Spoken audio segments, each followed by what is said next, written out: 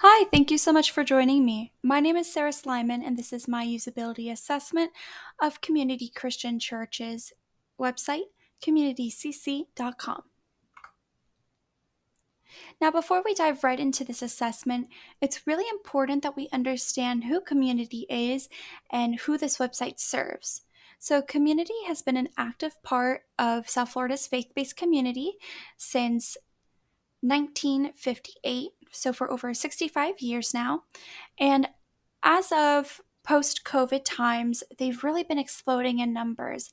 Um, Currently, they're averaging about 4,000 attendees between both of their campuses and online live streaming services.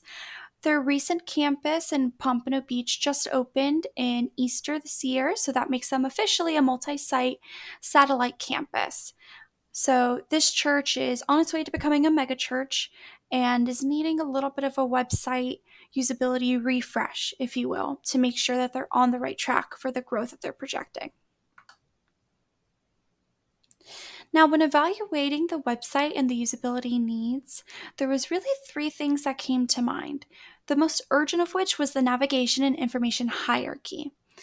Oftentimes, the church gets complaints from both new and returning users that the navigation bar and the information hierarchy is just not working for them. They're getting lost, not finding relevant information, especially important things like the addresses of some of the campuses. Additionally, upon further researching the wonderful world of megachurches and non denominational local churches, we just found that the landing page was not really up to par with what it should be for a church of this size. Additionally, the website lacked consistency and aesthetics. The website on some pages would have different fonts, and there needs to be more attention paid to ADA compliancy, including using alternative text. Now, the important thing is, how are we going to evaluate these? Personally, I think that card stacking and cognitive walkthrough are the way to go for these needs.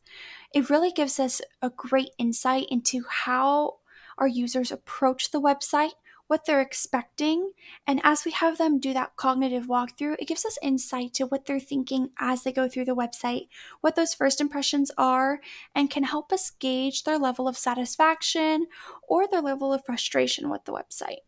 Additionally, to address those consistency and aesthetic concerns, we'll be using Nielsen's heuristic evaluation done by both of the website's designers. So, while performing these studies, it's extremely important to have consistent conditions for testing throughout, whether that be your control groups, your independent groups, your dependent groups, the conditions themselves, whether you're performing it in a big group or a small group, that all had to remain consistent. So every test was performed with people who were not currently part of the church, but were familiar with Christianity, whether they currently identified as Christian or not. And they were also done in quiet environments where the participants could really focus at the task on hand, and they were all performed individually. So, for specifically Nielsen's heuristic evaluation, the website editor and I both participated in this. We had printed sheets and we went through, and within 15 minutes, went through the website and identified those problem areas. For the card stacking, it was really just done the traditional way with different cards with different categories and titles for the website. And we had asked participants about what concerns them the most when looking for a new church, especially since returning members might have a little bit more leniency with the landing page. You really want to grab the attention of people who are looking for a new church home. Additionally, the cognitive walkthrough provides great insight into what they're thinking as they go through the page, like I had said before. So moving on to evaluation results, we'll start with Nielsen's heuristic. So we realized there was some room for improvement, and we can definitely grow from the past mistakes. There was a lot of use of jargon that did not match the real world outside of the church community. Not a lot of people will understand the difference between ministries and life groups unless they've been active in a church community in recent years. So it's important that we make sure that we're using language that can be understood by everybody, whether or not they've already been a part of a church. Minimalism should be everything when it comes to these types of websites. You do not want to overwhelm the viewer the first time that they're even checking out your church. So it's really important that we can minimize that irrelevant information on those pages that we found. Additionally, like previously stated, there was just a lack of consistency compared to other churches. Now, onto the card stacking results. So, the landing page design really revealed that when stacking these cards and comparing them to what we had, it just wasn't as relevant information as we had hoped. There were some things that we did have that people really did seem to like within the cards, but there were other information out there that they found much more valuable to them, especially coming from a first time guest perspective, that should be emphasized in that landing page design. Additionally, the navigation menu, we found that a majority of people didn't understand the terms that we were using in there, going back to that jargon. So it's very important that we can make sure that we're clear about the phrases that we're using. Additionally, there isn't a clear about section on the website. And that was something that was extremely important to all viewers, regardless of whether they were actively Christian or not, across the board when thinking in that first time guest headspace. They just wanted to see that about section where they can clearly identify what the church is about, who runs it, and what they stand for. The cognitive walkthrough results were extremely eye-opening. The statistics do not lie. There needs to be a really big change to the information hierarchy on the website. 75% of all tasks were given up on. 80% of tasks resulted in errors in navigation. And only 20% of tasks were solved completely without any errors. However, the most concerning result was that 100% of participants described the experience as negative. Each of them said that based on this one interaction with the website, that they would not have an interest in returning to the website and most likely would not check out the church. So, why does this matter? First impressions are lasting impressions. Like I just said, when you have a frustration rate of 100%, that doesn't lie. Statistics say that over 88% of people will not return to a website after a bad experience. Additionally, UX is so important. On average, most businesses have a 9,900% return on investment on UX, which means for about every $100 that they earn, they've only spent $1 on UX. So in reality, as a church, you should be thinking of UX as a way to extend Jesus to more people. So here are the key findings. Navigating faith is not easy, but navigating a website should be. By reorganizing the way that we present our information, we can completely transform the experience that people have with the website. So how do we do that? First and foremost, there needs to be an information architecture and navigation restructuring. Most important, I think, would be the navigation menu, which is what I really honed in on here. So for our navigation menu, we have a couple categories. Let's start with the About category. So under About, we're going to have our beliefs, our story, our team, and our annual report.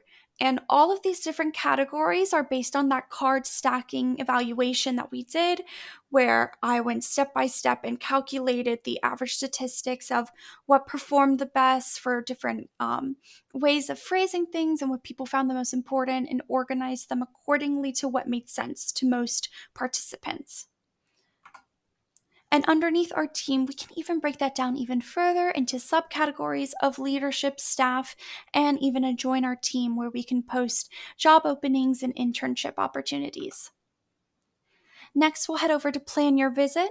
Plan Your Visit is fairly simple. We just have our locations, what to expect when coming to our church for the first time, and what events they're offering. Additionally, you can even break down the locations into the individual locations, which are currently Tamarack, Pompano Beach, and our online services. Next up is Ministries, by far probably the largest tabs that we have here. Ministries can be broken down into several different sections, including adults, young adults, kids, students, worship, Spanish ministry, and special needs. For adults, that can be broken down even further for community men, community women, married, and singles 30 plus. Moving on to the Get Involved tab, this is where we're going to have those next steps for people who are just joining the church for the first time. We're also going to have a Giving tab. It was really interesting to find that a majority of participants did not want to see giving on the front page.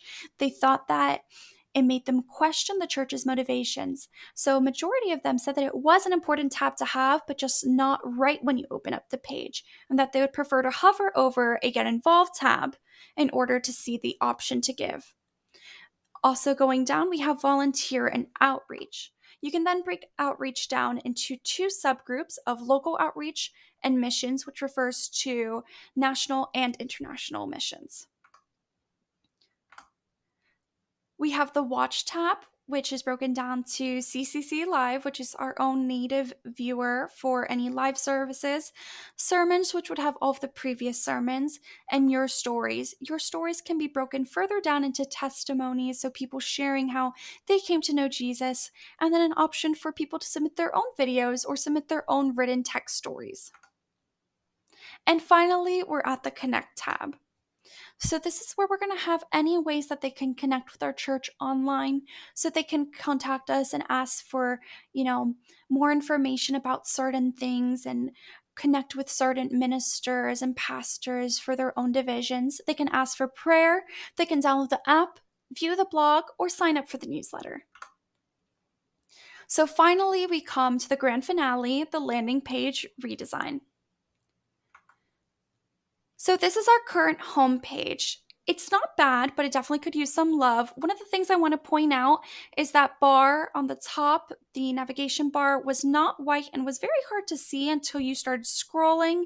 It does feel a little clunky, overcluttered.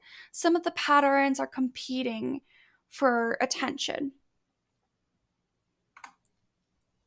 And here is the redesign. The first thing that I did was really want to highlight who we are. We are one faith and we are one community. So I also re-edited the video in the background to show way more smiling faces, much brighter colors, make it a lot warmer and more inviting. I also added a service times and a watch online tab, as well as recreated that menu bar across the top and made sure that it stayed completely opaque the entire time. Next, we have this carousel that I designed on the bottom. It is static for this example, but the intent is for it to turn around and have 5 or 6 different cards that some people who would be looking for first-time guests or maybe a returning guest who's not too familiar with the website could find quick tabs to help them, including an I'm new tab, a life group tab to join maybe a Bible study, or a I need help tab to help anybody who's in crisis and needs, help urgently. Next up, we have a prompt to join us for our Sunday services, as well as an introduction to Pastor Scott, our head pastor at Community.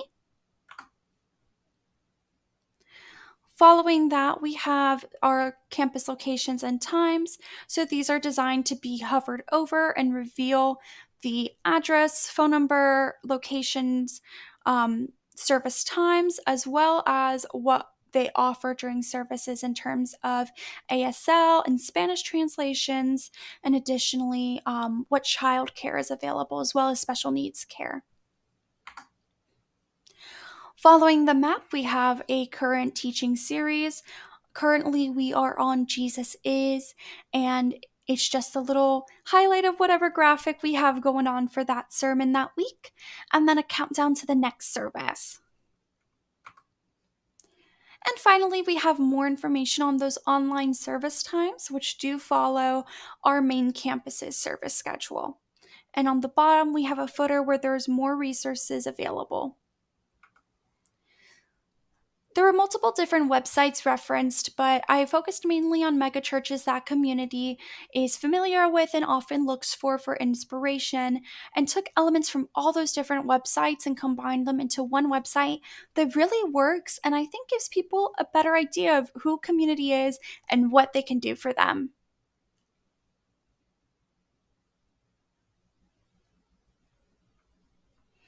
Thank you so much for taking the time to view this presentation. I greatly appreciate it. And this is an effort to make faith more accessible, one website at a time.